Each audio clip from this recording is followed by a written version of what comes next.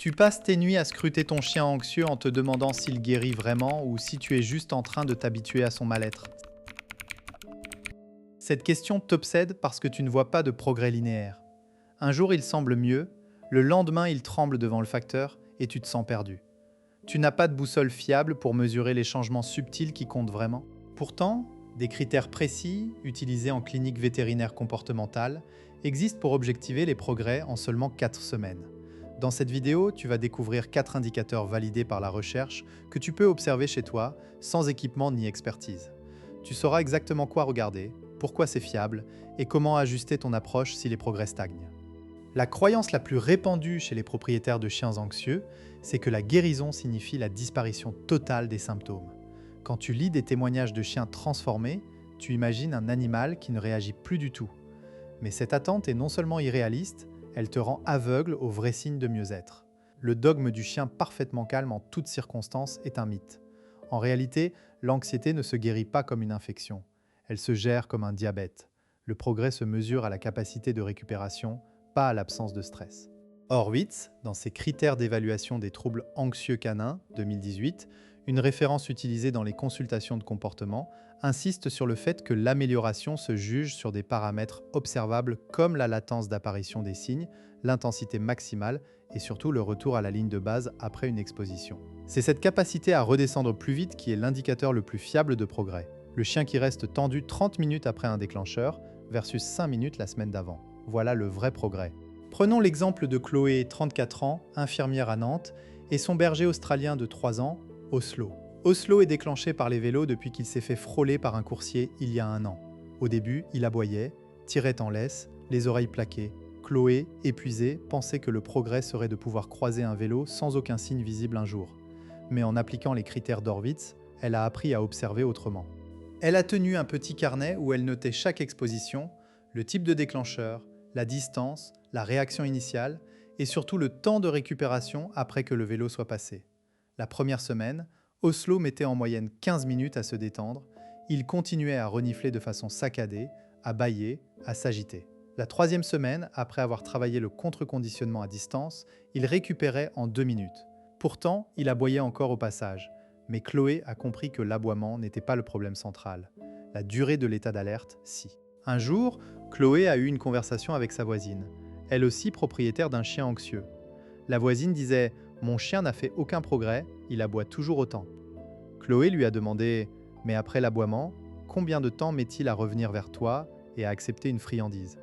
La voisine n'avait jamais observé ça. Le lendemain, elle a chronométré, 20 minutes. 1 mois plus tard, grâce à un travail sur la récupération, c'était descendu à 3 minutes. Elle n'avait pas vu le changement parce qu'elle regardait le mauvais indicateur. Comment décoder ces progrès chez ton chien ? D'abord, ne te fie pas à ton ressenti seul. L'émotion te joue des tours. Tu as tendance à surévaluer les mauvais jours et à sous-estimer les bons. Il te faut des données.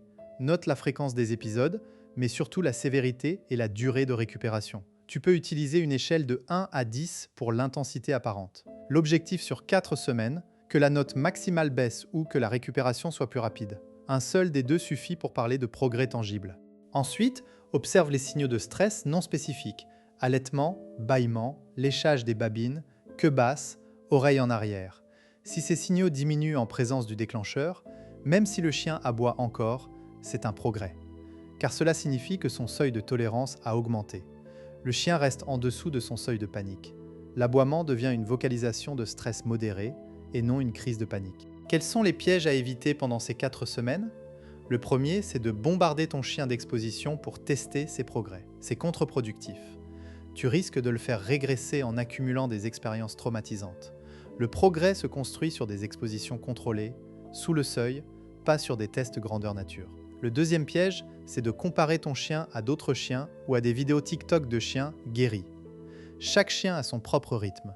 Certains mettent des mois à réduire leur temps de récupération. L'important, c'est la tendance sur 4 semaines, pas la performance ponctuelle. Voyons maintenant 3 techniques concrètes pour objectiver et accélérer les progrès. Technique 1, le journal de bord des récupérations. Prends un carnet ou l'appli Notes de ton téléphone.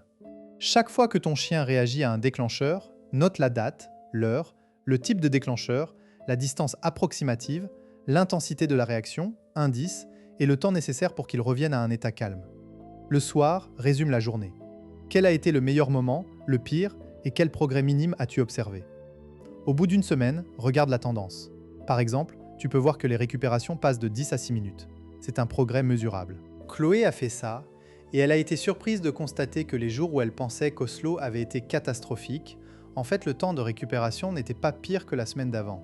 Son ressenti était biaisé par son émotion. Technique 2, le test de la gourde. C'est un mini-test que tu fais un jour fixe par semaine, dans des conditions identiques. Choisis un moment de la journée où tu sais qu'un déclencheur se présente environ à la même heure. Par exemple, 17 h quand le facteur passe. Tu te mets à la même distance de la porte avec ton chien en laisse et tu observes. Tu notes la réaction. La semaine suivante, même distance. Tu compares. Le temps de récupération a-t-il baissé?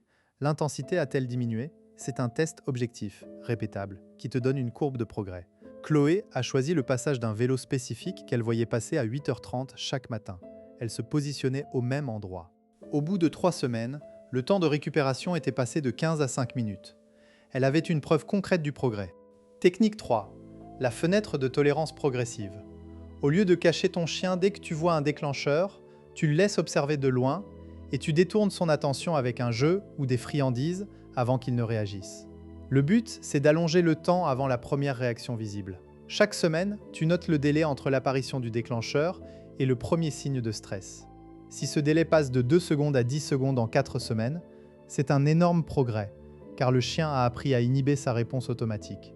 Pour le mettre en place, commence par une distance très grande, où le chien ne réagit pas du tout, puis diminue progressivement.